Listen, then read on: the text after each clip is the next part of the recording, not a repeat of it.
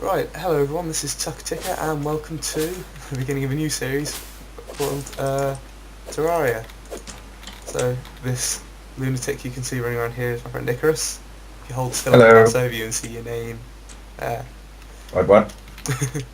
I uh, have to hold still? you have to hold still so I can mouse over you and then people can see your name on my screen. Alright. But yeah, But, so but we're going to I do want to run a around series doing about things. me teaching my friend here to play Terraria and all the various things that one might need.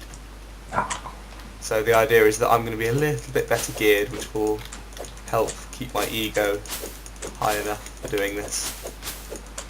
And I shall be teaching him all the various things. So do you want to introduce yourself properly? Yeah, sure. Hello. I am Icarus, and I'm currently playing as Dr. Emmett Brown for some reason. Although it looks a little bit better than Golden Mega Man. Hey, my golden Mega Man is badass. Also, I have cool armour. And I have a helmet that lights up. Right, so first things first, we need to gather a shit ton of wood. Or rather, you need Yeah. to gather a shit ton of wood. What I'm going to do is flatten some of the landscape hereabouts. Also, I just murdered a bunny rabbit. Oh, I like doing that. Duh. You just concentrate on getting those trees. What gear have you started with anyway? I think you get a copper pickaxe, a short sword, and an axe, don't you? So I've got a copper short sword, Yeah. massive copper pickaxe, massive, forceful copper axe, and I've already gathered some mushrooms, some wood, a few acorns, and I also have a stone block. I'm guessing I grabbed that while I was standing still. Yeah. So yeah, I think the it's just like a massive pickaxe that affects things like how far it swings, the actual radius on it, because you can use it as a weapon as well. Oh yeah. Usually the first incarnation of a weapon you get, or a tool, will just be bog standard, but then everything else has a chance to be something else. I'm just flattening out a bit for us to work on. Don't mind me. No, don't worry at all. Right. Right. So, Yeah, I was meant to be getting wood, wasn't I? yeah, the more you get, the better. I'll just be. I'm going to be recording, so I will sort of try and remain as a cameraman.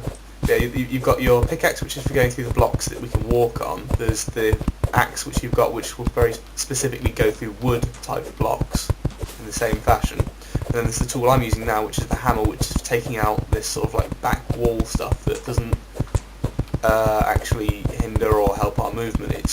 It's there to provide a background rather than the sort of open rolling trees that we can see. If you go far away enough as well, that background actually changes. Especially, I mean, there's the obvious one underground. Right. You should get a full stack of wood if you can, which is 255 wood, I think. Okay, well I've currently got 119, Here, I'll so I'll continue working on that. go and... Also, we'll need to kill some slimes, so I'll get on that now. Because slimes drop something called gel, and gel is used for making torches. Now, Right. there's a lot of things in this game that are a bit similar to Minecraft, as you might imagine. I mean, the general feel of the game is different, but there are a few things that are similar. However, torches are not used for keeping enemies at bay. I'll grab some more wood while I'm out here, actually. That seems a bit dodgy. How do we keep the enemies away? Ah, that's what the back wall is actually for.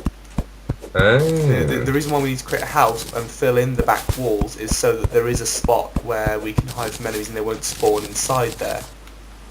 However, as I experienced a few moments ago when some goblins invaded my own house on another world, they can, however, teleport in there. That's just kind of mean. Yeah, although the teleporting enemies don't move around, they literally, teleporting is their method of movement. They do it like once every 10 seconds or so. So you do have quite a bit of time. I absolutely love the sound it makes when you poke a slime thing. Yeah. They'll drop money and gel, which is the little blue blobs. And the money can be used to buy things from people who will turn up if we meet specific criteria. Right. And I'm sure you can see up in the top right pool you've got your health, which should be 100 out of 100, right? I was attacking the little slime thing, so actually it's now 79, but it is going up. Yeah, your health just regenerates naturally. You can also get those mushrooms that you've got, will heal you for about 20. You can get potions, which I've got. And people watching this will be able to see it's on number 5 for me. And those heal you for about 50. While you're being normal and sort of like necking health potions, I'm going to be getting high as fuck. Well, no. There are sort of various status conditions, one of which is a little bit like a bad trip. It makes everything go a bit dark. How much wood have you got now? 218. Also, you notice you have to hold over blocks to mine and cut them out like that. Mm-hmm. Whereas, and you know, you sort of swing constantly as you do it. If you get a weapon, that is not the case, as I'm sure you experienced with your short sword a few moments ago. Yeah, poking things. Yeah, now at 250, so I'm going to go and poke this bunny. Poke. There we go. Okay, well I've got some wood of my own, so I shall, if that's right with you, begin sort of just laying like a floor in our house. Okay.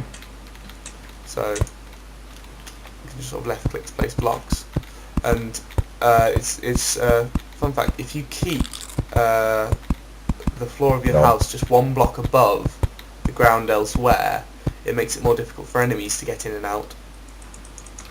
So then if I then build the ends, I have flower power. like a boss. Is that a sunflower?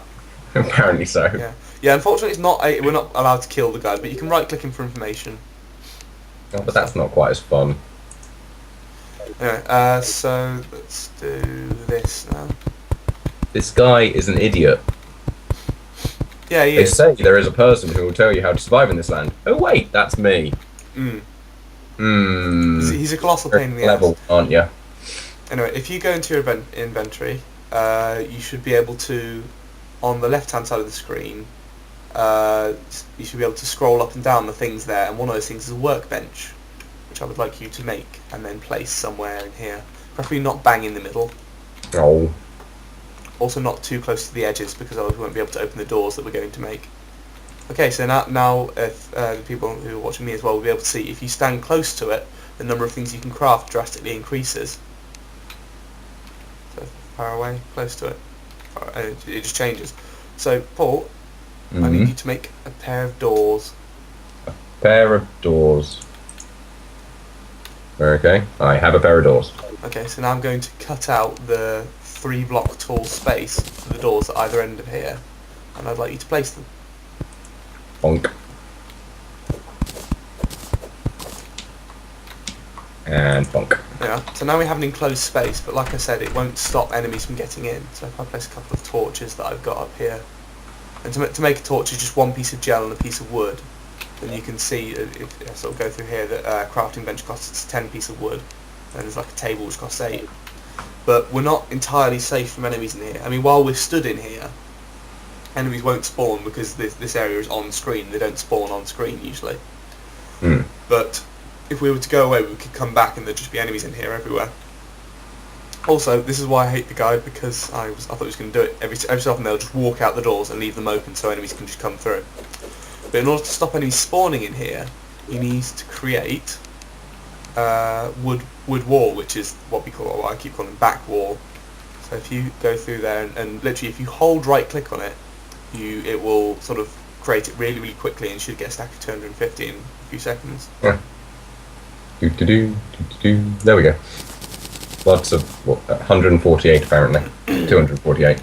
Cool. So if I sort of demonstrate, you can sort of hold left click and place it, and we just need to fill in the background with it.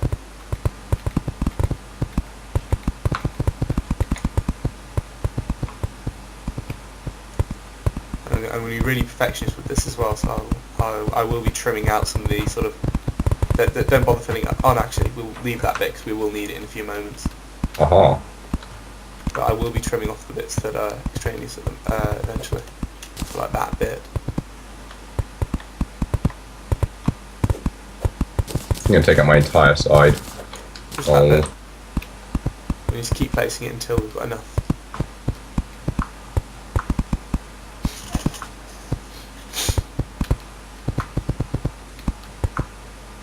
Must not leave gaps. Yeah. But once you fill this up, it'll be sort of enemy-proof. Enemies won't spawn inside here. Yay. So, that's sort of the basic room that we've got.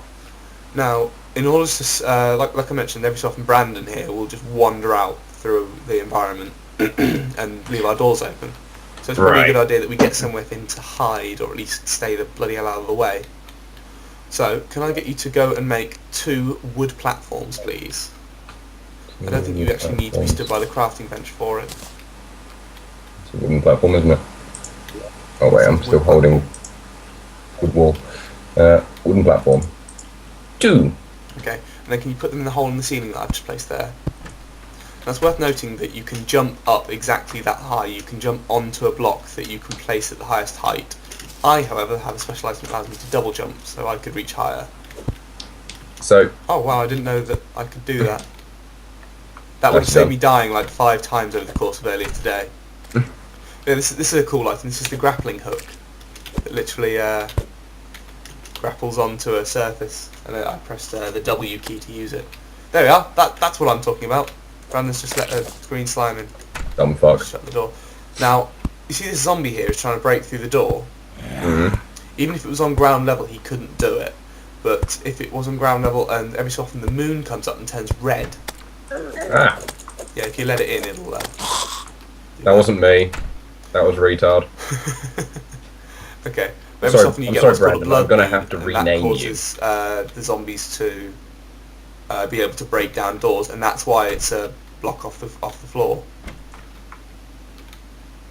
So, also, you'll notice if I stand over this end, you can actually see as I'm moving through the house that I actually light up.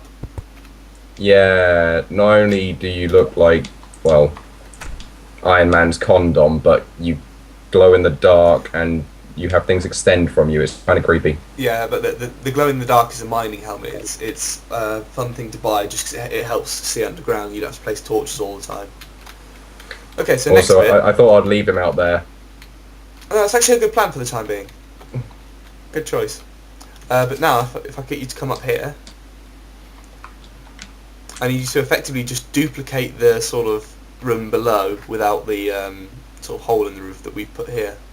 So just get some wood wall, build it as high as you can, and then across the top.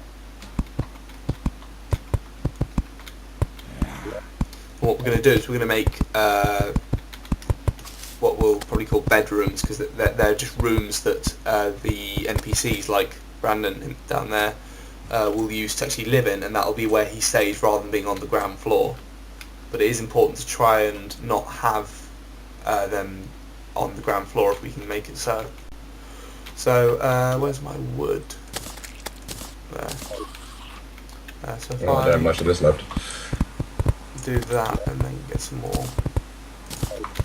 Yeah, that's another thing he's doing.